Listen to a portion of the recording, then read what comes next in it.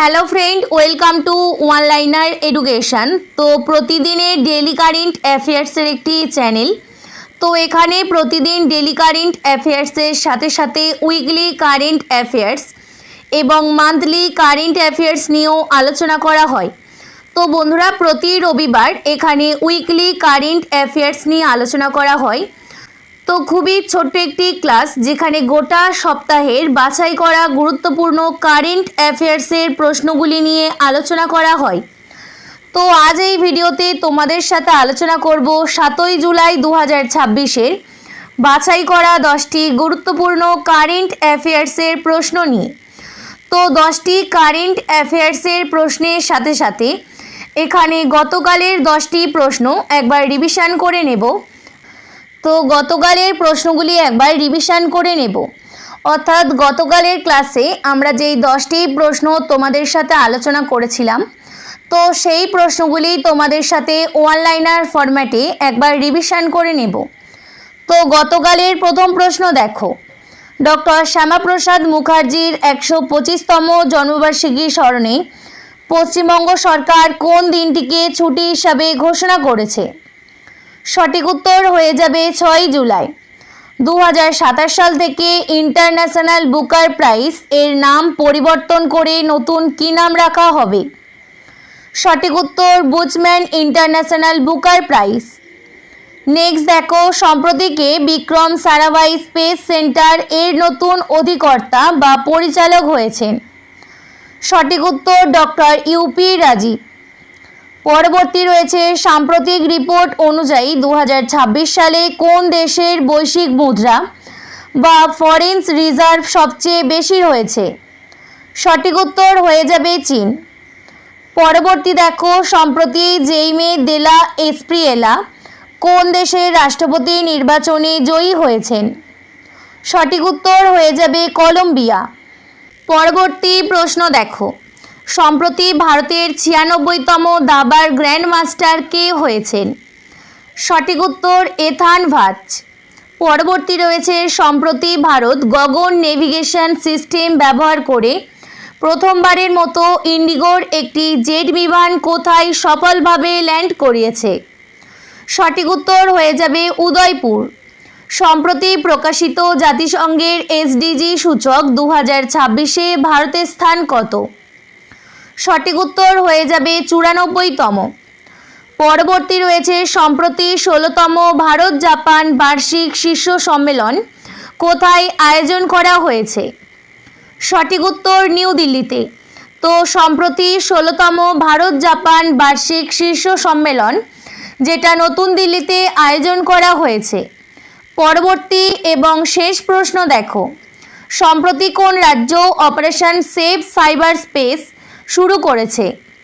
সঠিক উত্তর হয়ে যাবে গুজরাট। তো বন্ধুরা, এই ছিল গতকালের বাছাই করা প্রশ্ন। তো তোমরা যারা এখনও আমাদের গতকালের ক্লাসটি দেখোনি, অবশ্যই গিয়ে দেখে নাও।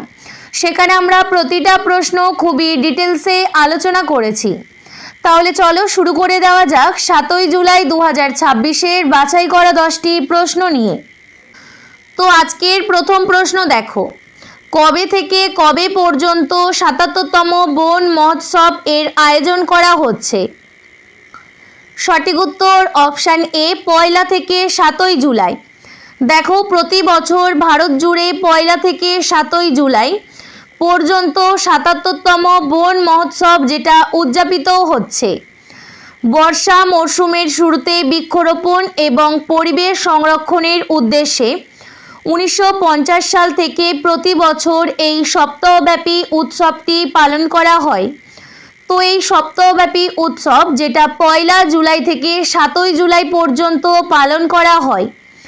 তো বন্ধুরা, এর সাথে সাথে দেখে নাও, তো যেহেতু এখানে বৃক্ষরোপণ এবং পরিবেশ সম্পর্কে কথা বলা হচ্ছে, তো আমরা জেনে নিই যে প্রতি বছর বিশ্ব পরিবেশ দিবস কবে পালন করা হয়। তো প্রতি বছর বিশ্ব পরিবেশ দিবস, যেটা 5ই জুন পালন করা হয়। 2026-এর বিশ্ব পরিবেশ দিবসের থিম রাখা হয়েছে inspire by nature for climate for our nature. পরবর্তী প্রশ্ন দেখো, সম্প্রতি ভারতের উপসেনাপ্রধান বা vice chief of the army staff হিসাবে কে দায়িত্ব গ্রহণ করেছেন? তো সম্প্রতি ভারতের উপসেনাপ্রধান এবং vice chief of the army staff হিসাবে কে দায়িত্ব গ্রহণ করেছেন? সঠিক উত্তর option D, lieutenant general Sandeep Jain. তো দেখো, লেফটেন্যান্ট জেনারেল সন্দীপ জৈন, যিনি 1 জুলাই 2026 তারিখে ভারতের উপসেনাপ্রধান বা vice chief of the army staff হিসাবে আনুষ্ঠানিকভাবে এই দায়িত্বভার গ্রহণ করেছেন। তো বন্ধুরা, এর সাথে সাথে আমরা দেখে নেব যে ভারতের সশস্ত্র বাহিনীর প্রধানগণ, অর্থাৎ বর্তমানে ভারতের সেনাবাহিনী প্রধান রয়েছেন উপেন্দ্র দ্বিবেদী, নৌবাহিনী প্রধান রয়েছেন কৃষ্ণ স্বামীনাথন। পরবর্তী দেখো, বর্তমানে ভারতের বিমান বাহিনী প্রধান রয়েছেন অমরপ্রীত সিং এবং সম্প্রতি ভারতের উপসেনা প্রধান বা vice chief of the army staff হিসাবে নিযুক্ত হয়েছেন লেফটেন্যান্ট জেনারেল সন্দীপ জৈন। পরবর্তী প্রশ্ন দেখো, সম্প্রতি কোন রাজ্যের সালুনি সাদা ভুট্টা জিআই ট্যাগ পেয়েছে? তো বন্ধুরা, এটি একটি জিআই ট্যাগ রিলেটেড কোশ্চেন। তো গতকাল আমরা 2026-এর জুন মাস পর্যন্ত পশ্চিমবঙ্গের সমস্ত জিআই ট্যাগ রিলেটেড প্রশ্ন নিয়ে আলোচনা করেছি। তো তোমরা যারা এখনও আমাদের সেই ক্লাসটি দেখোনি, অবশ্যই গিয়ে দেখে নাও। সঠিক উত্তর হয়ে যাবে অপশান সি, হিমাচল প্রদেশ। সম্প্রতি হিমাচল প্রদেশ রাজ্যের চাম্বা জেলার ঐতিহ্যবাহী সালুনি সাদা ভুট্টা ভৌগোলিক নির্দেশক বা জিআই ট্যাগ স্বীকৃতি লাভ করেছে। তো এর সাথে সাথে দেখে নেওয়া যাক, হিমাচল প্রদেশের 8টি ঐতিহ্যবাহী পণ্য নতুন করে ভৌগোলিক নির্দেশক বা জিআই ট্যাগ পেয়েছে। এর ফলে রাজ্যে মোট জিআই ট্যাগ প্রাপ্ত পণ্যের সংখ্যা বেড়ে 17টি হয়েছে। তো নতুন জিআই ট্যাগ পাওয়া 8টি পণ্য দেখে নেওয়া যাক। তো দেখো, প্রথমেই রয়েছে স্পিতির শিবকর্থন, সালুনি সাদা ভুট্টা, চাম্বা মেটাল আর্ট, সিরমৌরি লোয়া, কিনৌরি টুপি, মন্ডির সেববুড়ি, কিনৌরি আপেল, কিনৌরি গহনা। তো এই 8টি পণ্যকে জিআই ট্যাগ প্রদান করা হয়েছে।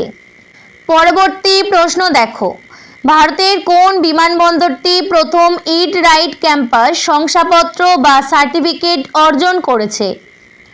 সঠিক উত্তর হয়ে যাবে অপশান সি, চৌধুরী চরণ সিং আন্তর্জাতিক বিমানবন্দর। তো লখনৌর চৌধুরী চরণ সিং আন্তর্জাতিক বিমানবন্দর, যেটা দেশের প্রথম বিমানবন্দর হয়ে উঠেছে, ইট রাইট ক্যাম্পাস সার্টিফিকেট বা শংসাপত্র পেয়েছে। তো দেখো, FSSAI অর্থাৎ ভারতীয় খাদ্য নিরাপত্তা ও মানক কর্তৃপক্ষ এই শংসাপত্রটি দিয়েছে। তার কারণ হলো বিমানবন্দরে পাওয়া খাবার নিরাপদ, পরিচ্ছন্ন এবং উন্নত মানের বলে প্রমাণিত হয়েছে। তো উত্তরপ্রদেশের রাজধানী লখনৌর চৌধুরী চরণ সিং আন্তর্জাতিক বিমানবন্দরে দেশের প্রথম বিমানবন্দর হয়ে উঠেছে, যা ইট রাইট ক্যাম্পাস সার্টিফিকেট বা শংসাপত্র পেয়েছে। আচ্ছা, পরবর্তী প্রশ্নে যাওয়ার আগে বলে দিই আমাদের চ্যানেল ওয়ানলাইনার এডুকেশন। তো বন্ধুরা, এই চ্যানেলটিতে প্রতিদিন ডেলি কারেন্ট অ্যাফেয়ার্স নিয়ে আলোচনা করা হয়। উইকলি কারেন্ট অ্যাফেয়ার্স এবং মান্থলি কারেন্ট অ্যাফেয়ার্স নিয়েও আলোচনা করা হয়। তোমরা যারা এখনও আমাদের এই চ্যানেলটির সাথে যুক্ত হওনি, অবশ্যই গিয়ে যুক্ত হয়ে যাও কারেন্ট অ্যাফেয়ার্সের জন্য। তো বিশেষ করে তোমরা যারা আগামী দিনে RRB group D, RRB NTPC, WBP, KP এছাড়াও গ্রাম পঞ্চায়েত এবং আইসিডিএস এক্সামের জন্য প্রস্তুতি নিচ্ছ, তো তোমাদের জন্য কারেন্ট অ্যাফেয়ার্স খুবই গুরুত্বপূর্ণ একটি টপিক। তাই অবশ্যই তোমরা আমাদের এই চ্যানেলটির সাথে যুক্ত হয়ে যাও কারেন্ট অ্যাফেয়ার্সের জন্য এবং আপডেটেড টপিক ওয়াইজ কারেন্ট অ্যাফেয়ার্সের জন্য। তো এছাড়াও আমাদের চ্যানেলে জুন মাসের কারেন্ট অ্যাফেয়ার্সের পিডিএফটি ছাড়া হয়েছে। তো বন্ধুরা, আমাদের টেলিগ্রাম চ্যানেল ওয়ানলাইনার এডুকেশন অফিসিয়াল। তো তোমরা যারা এখনও আমাদের এই টেলিগ্রাম গ্রুপটির সাথে যুক্ত হওনি, অবশ্যই গিয়ে যুক্ত হয়ে যাও। এছাড়াও 2026-এর জানুয়ারি থেকে জুন মাস পর্যন্ত শেষ 6 মাসের পিডিএফের জন্য আমাদের টেলিগ্রাম গ্রুপের সাথে যুক্ত হয়ে যাও। পরবর্তী প্রশ্ন দেখো, কোন রাজ্য জমি জরিপ এবং সীমানা নির্ধারণের জন্য প্রযুক্তি ভিত্তিক digi rover special land survey campaign শুরু করেছে? সঠিক উত্তর হয়ে যাবে অপশন বি, উত্তরপ্রদেশ। উত্তরপ্রদেশ সরকার জমি জরিপ এবং সীমানা নির্ধারণের জন্য প্রযুক্তি ভিত্তিক ডিজি রোভার বিশেষ ভূমি পরিমাণ অভিযান যেটা শুরু করেছে। তো 1 জুলাই থেকে 15 আগস্ট পর্যন্ত চলা এই প্রচারণায় গ্লোবাল নেভিগেশন স্যাটেলাইট সিস্টেম প্রযুক্তি ব্যবহার করে জমির সীমানা সংক্রান্ত সমস্ত মুলতুবি মামলা সমাধান করা হচ্ছে। তো উদ্বোধন অর্থাৎ মুখ্যমন্ত্রী যোগী আদিত্যনাথ সাহারানপুরে এই প্রচারণার সূচনা করেছেন। তো এর মূল লক্ষ্য হলো রাজ্য জুড়ে প্রায় ৭৯,০০০-টিরও বেশি মুলতুবি থাকা জমির সীমানা নির্ধারণ ও পরিমাপ। পরবর্তী প্রশ্ন দেখো, বুনো ধান সংরক্ষণ প্রকল্পের অধীনে সম্প্রতি কোন স্থানকে জীববৈচিত্র্য ঐতিহ্যবাহী স্থান বা বায়োডাইভার্সিটি হেরিটেজ সাইট হিসাবে ঘোষণা করা হয়েছে?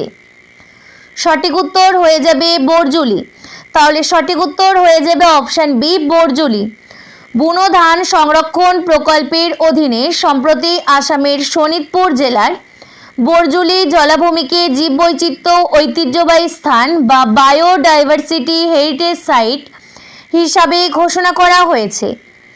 তো যার মূল উদ্দেশ্য হলো বুনো ধানের দুর্লভ প্রজাতি যা বর্তমানে চাষকৃত ধানের পূর্বপুরুষ প্রকৃতভাবে সংরক্ষণ করা।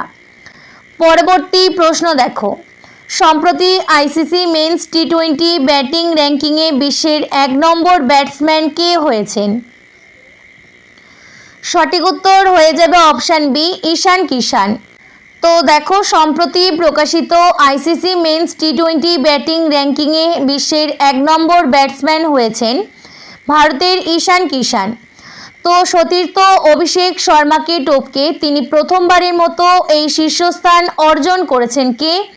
ঈশান কিষান। পরবর্তী প্রশ্ন দেখো, সম্প্রতি বিশ্ব গ্রামীণ উন্নয়ন দিবস 2026 কবে পালন করা হয়েছে? সঠিক উত্তর হয়ে যাবে অপশন এ, 6 জুলাই। তো প্রতি বছর 6 জুলাই বিশ্ব গ্রামীণ উন্নয়ন দিবস যেটা পালন করা হয়।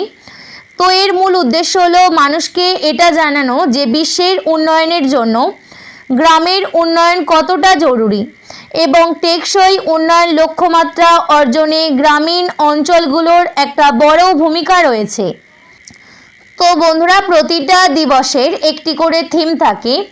তো দেখো, বিশ্ব গ্রামীণ উন্নয়ন দিবস এর থিম রাখা হয়েছে গ্রামীণ ক্ষমতায়ন বৈশ্বিক প্রভাব।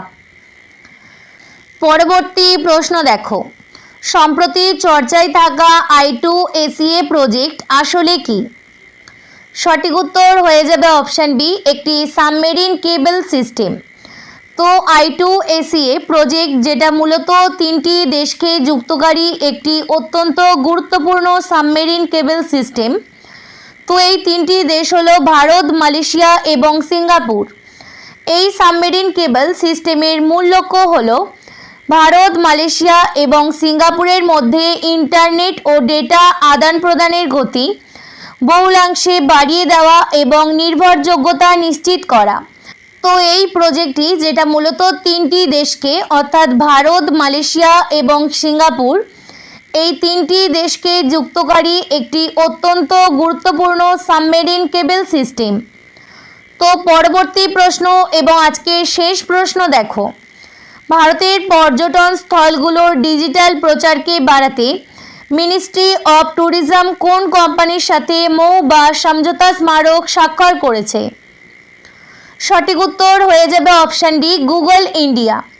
ভারতের পর্যটন স্থলগুলোর ডিজিটাল প্রচার বাড়াতে মিনিস্ট্রি অফ ট্যুরিজম গুগল ইন্ডিয়ার সাথে একটি সমঝোতা স্মারক স্বাক্ষর করেছে।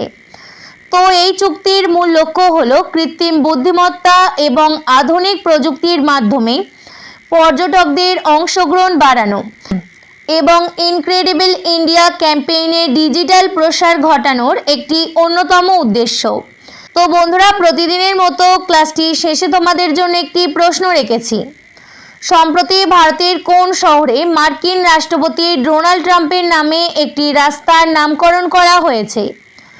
তো এই প্রশ্নের সঠিক উত্তরটি অবশ্যই তোমরা আমাদেরকে কমেন্ট করে জানিও। ক্লাসটি কেমন লাগলো অবশ্যই আমাদের জানিও। যদি ভালো লাগে অবশ্যই লাইক করো এবং তোমার বন্ধুদের মধ্যে ক্লাসটিকে শেয়ার করে দিও। ধন্যবাদ।